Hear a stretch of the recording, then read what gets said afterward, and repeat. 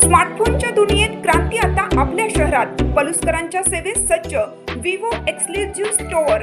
आता विवोची superfast T series आणि गेमिंगसाठी जबरदस्त IQ सर्व लेटेस्ट मॉडेल्स आता आपल्या पलुसमध्ये उपलब्ध. नको बजेटची चिंता, आमच्याकडे फायनान्स सुविधा. तर वाट कसली पाहताय, आजच भेट द्या. देशभूषण शीतल सावळवाडी यांचे Vivo exclusive store, Meenakshi Chitramandir जवळ, तासगाव रोड, पलूस. संपर्क 94 21 22 42 54 किंवा 91 72 57 16 27.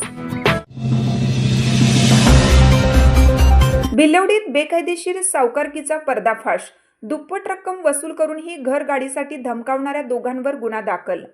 भिलवडी तालुका पलूस येथे बेकायदेशीर सावकारकीचा एक गंभीर प्रकार समोर आला असून अव्वाच्या सव्वा दराने व्याजाची वसुली करणाऱ्या 2 खासगी सावकारांविरुद्ध भिलवडी पोलीस ठाण्यात गुन्हा दाखल करण्यात आला आहे.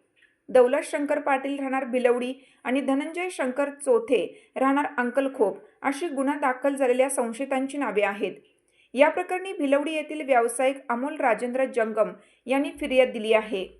फिर्यादी अमोल जंगम यांचा TV रिपेअरिंग आणि विक्रीचा व्यवसाय आहे. त्याने दिलेल्या माहितीनुसार एप्रिल 2022 पासून संशयित आरोपींनी कोणताही अधिकृत परवाना नसताना 5 ते 10% व्याजदराने त्यांना ऑनलाईन माध्यमातून एकूण 21,29,500 रुपये कर्ज दिलं होतं. या कर्जाची परतफेड करताना जंगम यांनी आतापर्यंत ऑनलाईन आणि रोख स्वरूपात एकूण 37,64,205 रुपये अदा केले आहेत. घेतलेल्या मुद्दल रकमेपेक्षा जवळपास दुप्पट रक्कम परत करूनही संबंधित सावकारांनी संगनमत करून अद्याप मुद्दल बाकी असल्याचा दावा करत जंगम यांना प्रचंड मानसिक त्रास दिला. इतकंच नव्हे तर सावकारांनी फिर्यादीच्या घरी आणि दुकानावर जाऊन पैसे देऊ शकत नसशील तर तुझे घर आणि गाडी आमच्या नावावर कर अशी धमकी देऊन दमदाटी केली. या जाचाला कंटाळून अखेर जंगम यांनी पोलिसात धाव घेतली.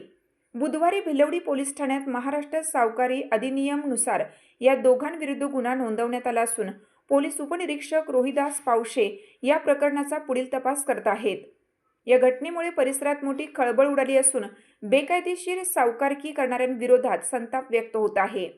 दरम्यान सहाय्यक पोलीस निरीक्षक भगवान पालवे यांनी आवाहन केलं आहे की जर कोणाही नागरिकाला बेकायदेशीर सावकारांकडून अशा प्रकारे धमकावले जात असेल किंवा आवाजवी व्याजाची मागणी होत असेल तर त्यांनी कोणतीही भीती न बाळगता पोलिसांकडे तक्रार करावी. संबंधितांवर कडक कारवाई केली जाईल.